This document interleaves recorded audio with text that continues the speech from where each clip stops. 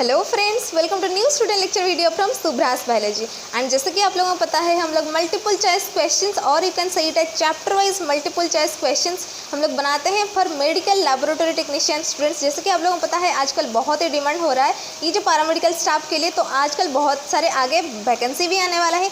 तो इसीलिए हम लोग कॉम्पिटिटिव एग्जामिनेशन के लिए multiple choice question rather you can say it as chapter wise multiple choice question हम लोग डिस्कशन कर रहे हैं। तो फर्स्ट चैप्टर में हम लोगों ने स्टार्ट किया था हीमोपोएसिस से। उसके बाद हम लोगों ने देखा एनाटॉमी में जितने सारे सिस्टम होते हैं, nervous system, respiratory system, cardiological system, ऐसे बहुत सारे क्वेश्चन। एंड उसके बाद आप लोगों को questions, anatomical questions based on your ear, eye, ऐसे बहुत सारे क्वेश्चंस हम लोगों ने डिस्कशन ऑलरेडी कर लिया है। अगर आप लोगों ने ये सारे वीडियोस नहीं देखा है तो नीचे डिस्क्रिप्शन पे मैं इसका लिंक दे दूँगी, आप लोग वहाँ से जाके देख लीजिए। एंड उसके बाद बहुत सारे कंटेंट्स पैरामेडिकल स्टूडेंट्स के लिए जानना बहुत ज़रूरी है for your semester examination as well as for the competitive examination. आप लोगों को थ्योरी पार्ट मेनली बहुत ही क्लियर होना चाहिए। फॉर एग्जाम्पल जैसे कि हिस्टोपैथोलॉजी का हो गया, साइटोपैथोलॉजी का हो गया, माइकोलॉजी का हो गया, पैरासाइटोलॉजी का हो गया, बैक्टीरियोलॉजी का हो गया, ऐसे बहुत सारे कंटेंट्स मेरे चैनल पर अवेलेबल है। इसका प्लेलिस्ट भी मैंने बना लिया है ताकि आप लोगों को ईजी हो जाए कि इसके अंदर कौन से कंटेंट्स आता है, आप लोगों को क्या पढ़ाई करना चाहिए, सिलेबस के अनुसार मैंने ऑलरेडी बना दिया है। उसके बाद हम लोग धीरे धीरे वायरोलॉजी भी स्टार्ट कर रहे हैं, ठीक है। तो 2020 के पहले जितने सारे लास्ट 10 ईयर्स का क्वेश्चन था उसको भी लेकर मैंने प्रीवियस ईयर्स का एक प्लेलिस्ट बनाया हुआ है। उसके अंदर भी लास्ट 10 ईयर्स का क्वेश्चन आंसर हम लोगों ने डिस्कशन किया था। अगर ये सारे क्वेश्चन भी आप लोगों को जानना है देन आप लोग प्लेलिस्ट पर जाइए, वहाँ पे आप लोगों को सारा सब कुछ मिल जाएगा। तो आज जैसे कि हम लोग एक नए चैप्टर, नए कंटेंट के बारे में आज हम पढ़ाई करने वाले हैं। तो आज के जो टॉपिक का नाम है questions based on your kidney, और you can say it as RFT, renal function test और किडनी फंक्शन टेस्ट। इसके बारे में आज पूरा बहुत सारे इंपॉर्टेंट मल्टीपल चॉइस क्वेश्चन हम लोग बात करेंगे। But before that, if you are new to my channel then subscribe to my channel and don't forget to hit that like button. Comment me in the comment section which question worries on. अगर आप लोगों को फिर भी doubt है then you can follow me on my Instagram ID। My Instagram ID is there in the description. तो चलिए start करते हैं आज का जो इंपॉर्टेंट सेशन है।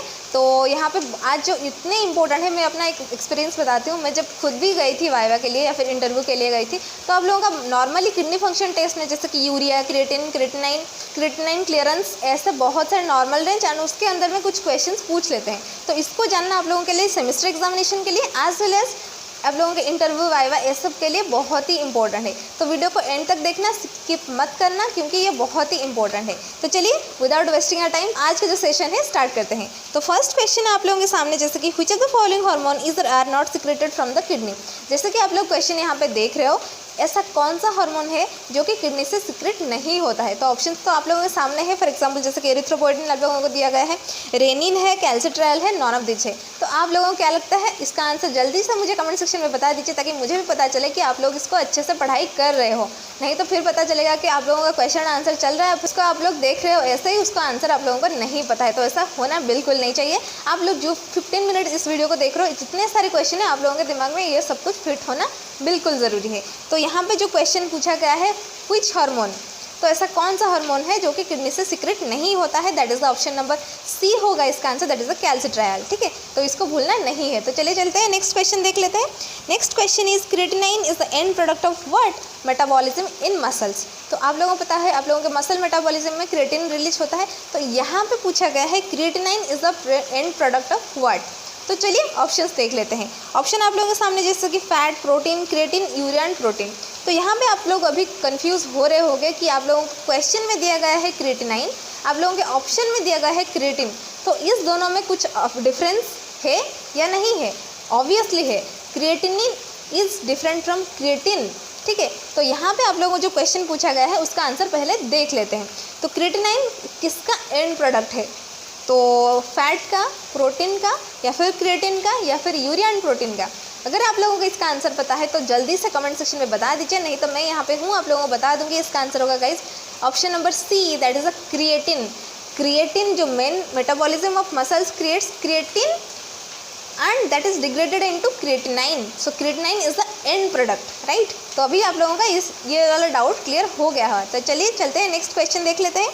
नेक्स्ट क्वेश्चन आप लोगों के सामने जैसे कि urea is retained primarily due to the impaired glomerular filtration, then this condition is known as. तो सेम क्वेश्चन को ये थोड़ा घुमा फिरा के बोला है। अगर आप लोगों ने किडनी फंक्शन टेस्ट को थ्योरी में पढ़ा होगा तो आप लोगों को पता होगा किडनी जो हमारा फिल्ट्रेशन करता है, तो फर्स्ट पार्ट में जो फिल्ट्रेशन होता है that part is called as glomerulus. तो ग्लोमेरुलस पार्ट आप लोग जैसे कि इस पिक्चर में देख रहे हो, तो वहाँ पे क्या होता है ना, फर्स्ट फिल्ट्रेट होता है। अगर जो चीज़ें जो होता है आप लोगों का यूरिन में एक्सक्रीट होना चाहिए वो फिल्ट्रेट होके यूरिन में आ जाता है। वेयर एज जो चीज़ों को फिल्ट्रेट होकर ब्लड स्ट्रीम में रहना होता है वो फिल्ट्रेट होके बॉडी के अंदर रह जाता है। But the question is urea आप लोगों का एक्सक्रीट होता है विद इन दैट ग्लोमेरुलस, ठीक है। तो अगर आप लोगों का यूरिया आप लोगों का फिल्ट्रेट नहीं हो पाया within the glomerulus, that condition is known as. तो ये वाला कंडीशन को आप लोग क्या बोलोगे? तो ऑप्शन तो आप लोगों के सामने है, जैसे कि renal azotemia, post renal azotemia, pre renal azotemia and none of this. तो आप लोगों को अगर पता है आंसर तो जल्दी जल्दी मुझे कमेंट सेक्शन में बता दीजिए। इसका आंसर होगा इस option number A, that is the renal azotemia is the condition where urea is retained, ठीक है। यूरिया रह जाता है बॉडी के अंदर में, वो यूरिन में एक्सक्रीट नहीं हो पाता है, ठीक है। तो इसका आंसर अगर हो गया होगा तो चलिए देखते हैं नेक्स्ट क्वेश्चन क्या है। नेक्स्ट क्वेश्चन आप लोगों के सामने, जैसे कि ये भी एक बहुत ही इंपॉर्टेंट है, जैसे कि मैं नॉर्मल रेंज के बारे में ऑलरेडी बता चुकी हूँ कि ये बहुत इंपॉर्टेंट है। तो क्वेश्चन ऐसा है, what is the normal urea concentration in urine. तो सेकंड थिंग ये आप लोगों का मोस्ट इंपॉर्टेंट थिंग जो कि आप लोगों को याद रखना है, यूरिया कंसंट्रेशन अगर पूछा है, आप लोगों ने रट्टा मार लिया है, लिख देना है पर। द क्वेश्चन इज, यहाँ पे आप लोगों को यूरिया कंसंट्रेशन यूरिन में पूछा है या फिर ब्लड स्ट्रीम में, ये भी आप लोगों को देखना बिल्कुल ज़रूरी है। What is the normal urea concentration in urine.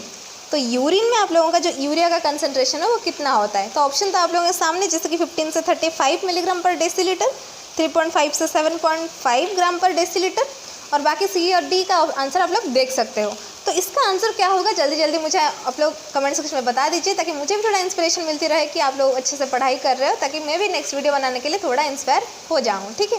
तो इसका आंसर होगा option number A, that is 15 से 35 मिलीग्राम पर डेसीलीटर। इसका मतलब ये है आप लोगों को नंबर के साथ साथ यूनिट भी अच्छे से याद रखना चाहिए, that is the most valuable thing, unit के लिए भी आप लोगों का मार्क कट हो सकता है, ठीक है। तो चलिए देखते हैं नेक्स्ट क्वेश्चन क्या है। नेक्स्ट क्वेश्चन जो आप लोगों के सामने है, what is the normal level of blood urea. तो यूरिन के बारे में जैसे कि हम लोगों ने बात कर लिया है, तो उसके बाद हम लोग ब्लड के बारे में बात करेंगे। तो ब्लड यूरिया कितना होता है, तो इसके अंदर हम लोग डिफरेंस कर सकते हैं। तो आप लोगों का ऑप्शन नंबर ए पे है 15 से 40 मिलीग्राम पर डेसीलीटर, 15 से 40 है, 1.5 से 4.0 है। तो आप लोग देख सकते हो यहाँ पे 15 से 40 मिलीग्राम पर डेसीलीटर दिया हुआ है, उसके बाद आप लोगों का 15 से 40 ग्राम पर डेसीलीटर भी दिया हुआ है। अगर आप लोगों ने नंबर रट्टा मार लिया होगा तो आप लोग यहीं पे फेल हो जाओगे एकदम सा, इसीलिए नंबर के साथ साथ यूनिट भी याद रखा करो, ठीक है। तो इसका आंसर होगा इस option number A, that is 15 से 40 मिलीग्राम पर डेसीलीटर। तो डिफरेंस थोड़ा ही है, आप लोग देख सकते हो, जैसे कि 15 से 35 मिलीग्राम पर डेसीलीटर हम लोगों ने देखा यूरिन में, फॉर एग्जाम्पल ब्लड स्ट्रीम हम लोग देख रहे हैं 15 से 40 मिलीग्राम पर डेसीलीटर। तो थोड़ा सा कुछ डिफरेंस है, आप लोग उसको याद रख सकते हो अच्छे से, तो ये कुछ बड़ी बात नहीं है। तो चलिए नेक्स्ट क्वेश्चन देखते हैं। नेक्स्ट क्वेश्चन आप लोगों के सामने, जैसे कि uremia, urea is increase in. आप लोगों ने सुना होगा यूरेमिया एक कंडीशन है जहाँ पे आप लोगों का जो यूरिया है वो इंक्रीज हो जाता है। तो कहाँ पे ये इंक्रीज हो जाता है? तो ऑप्शन जैसे कि आप लोग देख सकते हो, ब्लड है, यूरिन है, CSF है, ऑल ऑफ द अबव है। तो कौन सा फ्लूइड में, जैसे कि आप लोगों का ब्लड है, यूरिन है, कौन सा फ्लूइड में आप लोगों का यूरिया का कंसंट्रेशन ज़्यादा हो जाता है? पता है आप लोगों को, मुझे पता है, ये बहुत ही ईजी सवाल है। तो इसका आंसर होगा guys option number A, that is the blood stream में अगर आप लोगों का यूरिया का कंसंट्रेशन इंक्रीज हो जाता है, that condition is called as uremia, ठीक है। तो चलिए देखते हैं नेक्स्ट क्वेश्चन क्या है। नेक्स्ट क्वेश्चन है, what is the normal range of urea clearance. तो ऑप्शन तो आप लोगों के सामने है, तो आप लोग मुझे बताइए कि यूरिया क्लियरेंस का नॉर्मल रेंज कितना है। अगर आप लोगों को पता है तो कमेंट सेक्शन में बता दिए। मैं बार बार बता रही हूँ कि इसका आंसर क्या होगा, कि इसका आंसर होगा option number B, that is 40 से 65 ml पर मिनट। इसका भी यूनिट बहुत ही इंपॉर्टेंट है, तो आप लोगों को याद रखना है 40 से 65 ml पर minute is the normal range of urea clearance, ठीक है। Urea clearance, creatine clearance, that is the two different thing, right. तो उसके बाद हम थोड़ा मल्टीप्लिकेशन फैक्टर के बारे में बात करेंगे। जैसे कि आप लोगों को पता होगा, ऐसे ही बहुत सारे टेस्ट होते हैं, जैसे कि आप लोगों का एक टेस्ट करने के बाद हम दूसरा टेस्ट उसको कैलकुलेट करके हम लोग आंसर दे सकते हैं। तो यहाँ पे आप लोगों को पूछा गया है, which multiplication factor is used for converting the urea nitrogen to urea concentration. Urea nitrogen आप लोगों का दिया गया है, यूरिया कंसंट्रेशन को आप लोग कैसे कन्वर्ट कर सकते हो, मल्टीप्लिकेशन फैक्टर आप लोगों का कितना होगा। तो ऑप्शन आप लोगों के सामने जैसे कि 2, 14, 3, 18, 1, 15, 3, 16। आप लोगों को अगर इसका आंसर पता है तो जल्दी से मुझे कमेंट सेक्शन में बता दीजिए। तो इसका आंसर होगा guys option number A, 214 is the multiplication factor to convert urea nitrogen to urea concentration. ठीक है, तो चलिए नेक्स्ट क्वेश्चन देखते हैं। नेक्स्ट क्वेश्चन आप लोगों के सामने, जिसकी 0.36 multiplication factor is used for the. जैसे कि हम लोगों ने पहले तो मल्टीप्लिकेशन फैक्टर के बारे में बात कर लिया है, तो मल्टीप्लिकेशन फैक्टर वहाँ पे था आप लोगों का 2 से 14, पर यहाँ पे आप लोगों को दिया गया है 0.36। ये किसका मल्टीप्लिकेशन फैक्टर है? तो जैसे कि आप लोग देख सकते हो ऑप्शन यूरिया नाइट्रोजन से यूरिया कंसंट्रेशन, ये तो नहीं होगा क्योंकि हम लोगों ने देख लिया है इसका 214 है।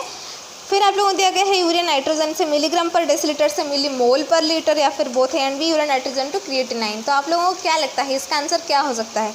तो इसका आंसर होगा गाइस, ये भूलना नहीं है, ऑप्शन नंबर बी होगा इसका answer, that is the urea nitrogen in milligram पर डेसीलीटर टू मिलीमोल पर लीटर से आप लोग जब कन्वर्ट करोगे तो इससे आप लोग मल्टीप्लाई कर दोगे 0.36। ठीक है, तो इसका आंसर आप लोगों का आ जाएगा। तो ये क्वेश्चन भी हम लोगों ने देख लिया है। ठीक है, तो चलिए देखते हैं नेक्स्ट क्वेश्चन क्या है। नेक्स्ट क्वेश्चन है आप लोगों के सामने, जैसे कि through alkaline picrate method for creatinine which colour complex is formed. तो ऑप्शन है orange red, pink purple, option number C पे है येलो, ऑप्शन नंबर डी पे है ग्रीन। तो आप लोग तो देख सकते हो इसका आंसर आप लोगों को पता है क्या? अगर पता है तो मुझे कमेंट सेक्शन में जल्दी ही बता दीजिए इसका आंसर क्या होगा, which colour complex is form. तो पहले आप लोगों को जानना है ये है through alkaline picrate method for creatinine. Creatinine को हम लोग जब टेस्ट करने के लिए अल्कलाइन पिक्रेट मेथड जो यूज करते हैं, उस मेथड में हम लोगों का कौन सा कलर प्रोड्यूस होता है? That colour is called as yellow, yellow colour produce होता है। उसके बाद उसी को लेकर नेक्स्ट क्वेश्चन भी है, what nanometre filter is used for measuring the alkaline picrate coloured complex for creatinine. तो क्रिएटिनाइन के लिए हम लोग जो अल्कलाइन पिक्रेट मेथड यूज करते हैं जो कि येलो कलर फॉर्म करता है, कितना नैनोमीटर हम लोग फिल्टर यूज करते हैं? तो यहाँ पे आप लोगों को ऑप्शन जैसे कि आप लोग देख रहे हो 420 है, 720 है, 490 है, 540 है। तो आप लोगों को क्या लगता है? आप लोगों का नॉर्मली 540 नैनोमीटर में सब कुछ करते रहते हो, पर यहाँ पे कितना नैनोमीटर होगा? यहाँ पे होगा 490 नैनोमीटर फिल्टर इज यूज। ठीक है, तो चलिए देखते हैं नेक्स्ट क्वेश्चन क्या है। नेक्स्ट क्वेश्चन जैसे कि आप लोगों के सामने हम लोग यूरिया के बारे में बात कर लिए, यूरिया क्लियरेंस के बारे में बात कर लिए। अब यहाँ पे क्वेश्चन आ गया है यूरिक एसिड। यूरिक एसिड भी आप लोगों का एक्सक्रीट होता है यूरिन में। तो यूरिक एसिड में क्या क्वेश्चन पूछा है थोड़ा देख लेते हैं। Uric acid is the breakdown product of what. तो यूरिक एसिड क्या ब्रेकडाउन होने से आप लोगों का यूरिक एसिड प्रोड्यूस होता है? Purine metabolism, pyridine metabolism, both A and B amino acids. तो आप लोगों को क्या लगता है इसका आंसर क्या हो सकता है? ये तो आप लोगों ने 12th में ऑलरेडी पढ़ा ही होगा, तो फिर भी इसका आंसर का मैं बता देती हूँ, that is option number A, that is the purine metabolism. Purine metabolism breakdown होने के बाद आप लोगों का यूरिक एसिड बनता है। ठीक है, तो चलिए देखते हैं नेक्स्ट क्वेश्चन क्या है। तो नेक्स्ट क्वेश्चन आप लोगों के सामने, जैसे कि caraway method is used for the estimation of what. तो ऑप्शन तो आप लोगों के सामने ही है, जैसे कि ब्लड यूरिया है, क्रिएटिनाइन है, यूरिया है, यूरिक एसिड है। तो कैरावे मेथड कौन सा, मतलब यूरिया के लिए या फिर क्रिएटिनाइन के लिए, किस चीज़ के लिए अब हम लोग यूज करते हैं? तो इसका आंसर होगा guys option number D, that is the serum. Uric acid के लिए हम लोग यूज करते हैं। तो इसीलिए कंफ्यूज नहीं होना है, ऐसे बहुत सारे मतलब कुछ इंपॉर्टेंट फैक्ट्स वगैरह हैं, कुछ टेस्ट वगैरह हैं, जिसको आप लोगों को थोड़ा सा याद रखने पर आप लोग बहुत सारा क्वेश्चन आंसर कर सकते हो। ठीक है, तो चलिए नेक्स्ट क्वेश्चन देख लेते हैं। नेक्स्ट क्वेश्चन आप लोगों के सामने, जैसे कि what is the normal range of uric acid in blood. Urea के बारे में बात कर लिया, यूरिया क्लियरेंस के नॉर्मल रेंज के बारे में बात कर लिया, यहाँ पे यूरिक एसिड के बारे में बात करेंगे। तो यूरिक एसिड का नॉर्मल रेंज कितना है? तो यूरिक एसिड का नॉर्मल रेंज, जैसे कि आप लोग ऑप्शन में से देख सकते हो, 3.5 से 7.2 हर चीज़ पे लिखा हुआ है, पर यूनिट डिफरेंट है। तो यहाँ पे मैं एक आप लोगों को हिंट्स बता देती हूँ, जैसे कि हम लोग पूरा बात करें यूरिया, क्रिएटिनाइन, यूरिक एसिड, तो ये सबका हर चीज़ का यूनिट जो ऐसा यूनिट यहाँ पे दिया गया है मिलीग्राम पर डेसीलीटर, आप लोगों के लिए अच्छा रहेगा। तो इसका आंसर होगा 3.5 से 7.2 मिलीग्राम पर डेसीलीटर, इसको याद रखना है। ठीक है, चलिए देखते हैं नेक्स्ट क्वेश्चन क्या है। In which of the following condition uric acid is increased in blood. ऐसा कौन सा कंडीशन इसके अंदर में है आप लोगों का जहाँ पे यूरिक एसिड इंक्रीज हो जाता है? ऐसे आप लोगों ने देखा होगा बहुत सारे कंडीशन में आप लोगों को डॉक्टर एडवाइस करते हैं यूरिक एसिड टेस्ट करने के लिए। तो ऐसा कौन सा कंडीशन हो सकता है जहाँ पे आप लोगों को डॉक्टर एडवाइस करें कि आप लोग यूरिक एसिड टेस्ट करो? तो ऑप्शन आप लोगों के सामने मल्टीपल माइलोमा है, पॉलीसाइथोमा है, तो आप लोग मुझे आंसर बताइए। तो इसका आंसर होगा guys option number D, all of the above. ये सारी चीज़ जो है ना, मल्टीपल माइलोमा है, पॉलीसाइथोमा है, सिकल सेल एनीमिया है, ये सारी चीज़ अपने आप लोगों का यूरिक एसिड टेस्ट करने के लिए दिया जाता है, बिकॉज ये सारे कंडीशन में आप लोगों का यूरिक एसिड जो है वो इंक्रीज हो जाता है। ठीक है, तो चलिए देखते हैं नेक्स्ट क्वेश्चन क्या है। नेक्स्ट क्वेश्चन आप लोगों के सामने जिसकी what is the normal ratio of urea creatinine. Normal ratio क्या है यूरिया और क्रिएटिनिन का? तो ऑप्शन आप लोगों के सामने है, आप लोग मुझे आंसर बताइए। तो क्या होगा इसका आंसर कि आप लोगों का नॉर्मल रेशियो कितना है यूरिया और क्रिएटिनिन का? ठीक है, तो इसका आंसर होगा इस option number B, that is 15 से 40 लेकर 1:1, ये होगा इसका नॉर्मल रेशियो। ठीक है, तो चलिए देखते हैं नेक्स्ट क्वेश्चन क्या है। नेक्स्ट क्वेश्चन थोड़ा सा आप लोगों को इंटरेस्टिंग लगेगा। एज़ोटोमिया, एज़ोटोमिया के कंडीशन है। Azotemia means increases in serum what? तो ऑप्शन तो आप लोगों के सामने जैसे कि यूरिया क्रिएटिनिन है, यूरिया प्रोटीन है, प्यूरिन यूरिक एसिड है, शुगर क्रिएटिनिन है। तो आप लोगों को क्या लगता है इसका आंसर क्या होगा? कौन से कंडीशन में, एज़ोटोमिया कंडीशन में सीरम का क्या आप लोगों का इंक्रीज़ हो जाता है? तो इसका आंसर होगा ऑप्शन नंबर ए। आप लोगों को आँख बंद करके इसको टिक कर लेना है, that is the urea and creatinine. Serum में ये इंक्रीज होने पर आप लोगों को एज़ोटोमिया बोलते हैं। ठीक है, तो चलिए देखते हैं नेक्स्ट क्वेश्चन क्या है। नेक्स्ट क्वेश्चन जैसे कि क्रिएटिनिन के नॉर्मल रेंज के ऊपर है। तो what is the normal range of serum creatinine? तो ऑप्शन तो आप लोगों के सामने है जैसे कि 0.5 से 1.5, 0.5 से 1.5 मिलीग्राम पर डेसिलीटर, मिलीग्राम परसेंटेज। डिफरेंस तो है both A and B, none of this. तो आप लोगों को क्या लगता है इसका आंसर क्या हो सकता है? तो इसका आंसर होगा guys option number A, that is 0.5 से 1.5 मिलीग्राम पर decilitre, that is the normal range for creatinine. ठीक है, तो चलिए देखते हैं। आप लोगों को नॉर्मल रेंज बारे में पता चल गया है, पर एसआई यूनिट जो है उसको भी थोड़ा देखना बिल्कुल ज़रूरी है। तो यहाँ पे नेक्स्ट क्वेश्चन है, what is the normal range of serum urea in SI units? तो ऑप्शन जैसे कि आप लोगों के सामने 2.5 से 7.0 हो गया, 11 से 25 मिलीग्राम पर केजी पर डे हो गया। तो ये सब ऑप्शन देख के आप लोग मुझे ये बताइए कि इसका आंसर क्या हो सकता है। अगर आप लोगों को पता है तो बता दीजिए, नहीं पता है मैं हूँ यहाँ पे आप लोगों को बता दूंगी। इसका आंसर होगा option number A, that is 2.5 से 7.0 मिलीमोल। ठीक है, तो ये होगा इसका आंसर। तो चलिए देखते हैं नेक्स्ट क्वेश्चन क्या है। तो जैसे कि हम लोग बात कर रहे थे अल्कलाइन पिक्रेट मेथड के बारे में, तो अल्कलाइन पिक्रेट मेथड में हम लोग क्रिएटिनिन टेस्ट करते हैं, जहाँ पे आप लोगों का 490 नैनोमीटर फिल्टर में हम लोग येलो कलर का कलर कम्प्लेक्स को देखते हैं। तो यहाँ पे क्वेश्चन ये पूछा गया है, in alkaline picrate method of serum creatinine estimation which reaction is occurred? तो कौन सा रिएक्शन होता है ये अल्कलाइन पिक्रेट मेथड में? तो ऑप्शन जैसे कि वैन डन वर्क reaction, Jaffe's reaction, A and B kinetic reaction. इसका आंसर होगा गाइज, आप लोगों को अगर नहीं पता है तो इसका आंसर होगा option number B, that is the Jaffe's reaction. ठीक है, तो चलिए देखते हैं नेक्स्ट क्वेश्चन क्या है। नेक्स्ट क्वेश्चन आप लोगों के सामने जैसे कि what is the normal amylase और creatinine clearance ratio, ACCR value अगर आप लोगों को कहीं पे पूछ लिया है तो आप लोग वहाँ पे तो कंफ्यूज हो जाओगे ना। तो आप लोगों को ये लगा कि ACCR वैल्यू क्या होता है, तो ये आप लोगों का है अमाइलेज और क्रिएटिनिन क्लियरेंस रेशियो। ठीक है, तो ऑप्शन जैसे कि 1 to 5%, 6 to 10% आप लोग उसका ऑप्शन देख ले सकते हो। तो इसका आंसर क्या होगा, कितना होता है आप लोगों का रेशियो? तो इसका आंसर होगा guys option number A, that is 1 से 5% इसका रेशियो होता है। ठीक है, तो उसके बाद नेक्स्ट क्वेश्चन आप लोगों के सामने जैसे कि अगर नॉर्मल रेंज 1 से 5% के बीच में होता है तो which of the following condition belongs with the ACCR value greater than 5%?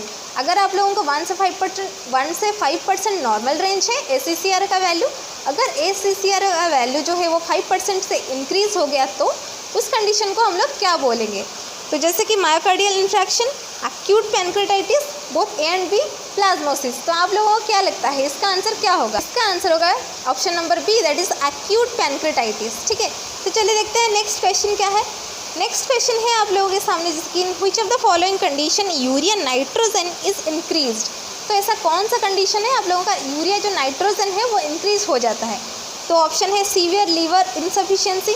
तो बाकी सारे ऑप्शन तो आप लोग देख सकते हैं, उसको पढ़ के मैं टाइम वेस्ट करना नहीं चाहती हूँ। तो आप लोग मुझे जल्दी से इसका आंसर बता दीजिए कि इसका आंसर क्या हो सकता है। इसका आंसर क्या होगा? Severe liver insufficiency, pregnancy, overhydration, कौन से कंडीशन में यूरिया नाइट्रोजन जो है वो इंक्रीज हो जाता है? इसका आंसर होगा इस option number D, that is the all of the above. जितने भी सारे कंडीशन है वो सारे कंडीशन में आप लोगों का क्या होता है ना, यूरिया नाइट्रोजन इंक्रीज हो जाता है। ठीक है, तो चलिए देखते हैं नेक्स्ट क्वेश्चन क्या है। नेक्स्ट क्वेश्चन आप लोगों के सामने जैसे कि which of the following substance contains the maximum amount of nitrogen? Maximum amount of nitrogen कहाँ पे प्रेजेंट होता है? तो ammonia sulphate, ammonia nitrate, urea, none of this. तो आंसर होगा, आंख बंद करके आपको लिख देना है, that is the option number C होगा इसका answer, that is the urea. Urea में गाइस आप लोगों का क्या होता है ना, नाइट्रोजन कंटेंट जो है वो बहुत ज़्यादा रहता है, ठीक है। तो नेक्स्ट क्वेश्चन आप लोगों के सामने, जैसे कि which of the following disease condition belongs with high level of serum uric acid. देखो हम लोगों ने यूरिक एसिड के नॉर्मल रेंज के बारे में बात कर लिया है। तो यूरिक एसिड अगर आप लोगों का क्या होता है ना, बढ़ जाता है, तो उस कंडीशन को क्या बोलते हैं, ये आप लोगों ने थ्योरी एग्जामिनेशन पढ़ा होगा। आप लोगों के सेमेस्टर एग्जामिनेशन में ये क्वेश्चन आया होगा, हमारे टाइम पे भी आया था, वो थर्ड सेमेस्टर पे बायोकेमिस्ट्री का क्वेश्चन बताऊँ तो ये कंडीशन को आप लोग क्या बोलते हो। तो आर्थराइटिस, गाउट, रिमेटिक हर्ट, रिमेटिज्म। तो जैसे कि आप लोगों को पता है रिमेटिज्म एक ऐसा डिजॉर्डर है, वो आजकल बहुत ही कॉमन हो गया है, और आर्थराइटिस भी बहुत ही कॉमन है। विदाउट एक्सरसाइज और अनहेल्दी डाइट के कारण ये सब कुछ सारा कुछ होता जाता है। तो यहाँ पे और बाकी जो रह गया that is option number B. तो that is the answer, that is the gout. Gout is a condition where your uric acid is increased, ठीक है। तो चलिए देखते हैं नेक्स्ट क्वेश्चन क्या है। नेक्स्ट क्वेश्चन है what is the molecular weight of urea. ये फैक्ट्स वगैरह का क्वेश्चन है, आप लोगों को याद रखना है। एक बार याद रख लिया कोई बात नहीं है, बहुत से जितने भी सारे कॉम्पिटिटिव एग्जामिनेशन में आएंगे वो सब कुछ आप लोग अच्छे से लिख सकते हो। 70, 90, 105, 800। तो आप लोगों को क्या लगता है इसका आंसर क्या होगा। यूरिया का मॉलिक्यूलर वेट है 70, so that is option number ए, ठीक है। तो नेक्स्ट क्वेश्चन आप लोगों के सामने, जैसे कि what is the normal creatinine clearance. तो नॉर्मल क्रिएटिनाइन क्लियरेंस आप लोगों का कितना है। तो ऑप्शन आप लोगों के सामने है, जैसे कि 120 से 145 सब कुछ में है, पर ml पर मिनट है, ml पर आर है, ml पर सेकंड है। आप लोग यूनिट के हिसाब से आप लोग लिख सकते हो। तो इसका आंसर होगा गाइस ऑप्शन नंबर डी, 88 से 128 ml पर मिनट। ये है आप लोगों का normal creatinine clearance. Urea clearance, creatinine clearance, ये दोनों डिफरेंट है, ठीक है। तो बहुत सारे क्वेश्चन के बारे में तो हम लोगों ने ऑलरेडी बात कर लिया है। अगर आप लोगों को वीडियो अच्छा लग रहा है तो एक लाइक कर दीजिए, क्योंकि इसी से मुझे इंस्पिरेशन मिलती रहती है, और दोस्तों से भी शेयर कर लीजिए, क्योंकि इंपॉर्टेंट क्वेश्चन है, ठीक है। तो hyperuricemia is caused by liver failure, diabetes, gout, polycythemia. तो आप लोगों को क्या लगता है इस ऑप्शन में से कौन सा ऑप्शन आप लोगों का होगा हाइपर यूरिसेमिया।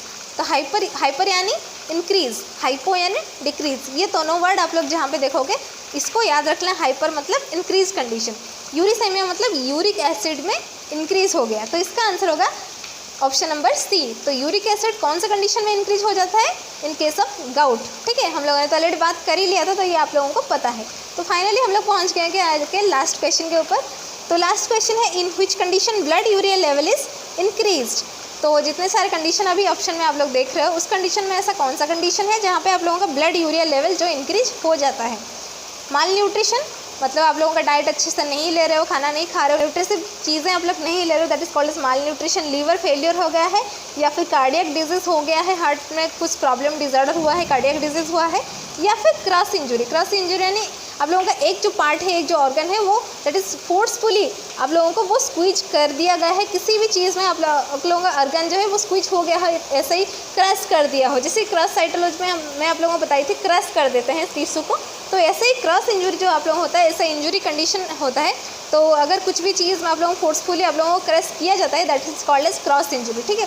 तो ये हो गया आप लोगों का आंसर क्या होगा। अगर आप लोगों को पता है तो आप लोग मुझे कमेंट सेक्शन में बता दीजिए, अगर नहीं पता है तो मैं यहाँ पे हूँ, आप लोगों का आंसर बता दूंगी। So the answer is option number C, that is a crush injury. Crush injury एक ऐसा कंडीशन है जहाँ पे आप लोगों का ब्लड यूरिया लेवल इंक्रीज हो जाता है।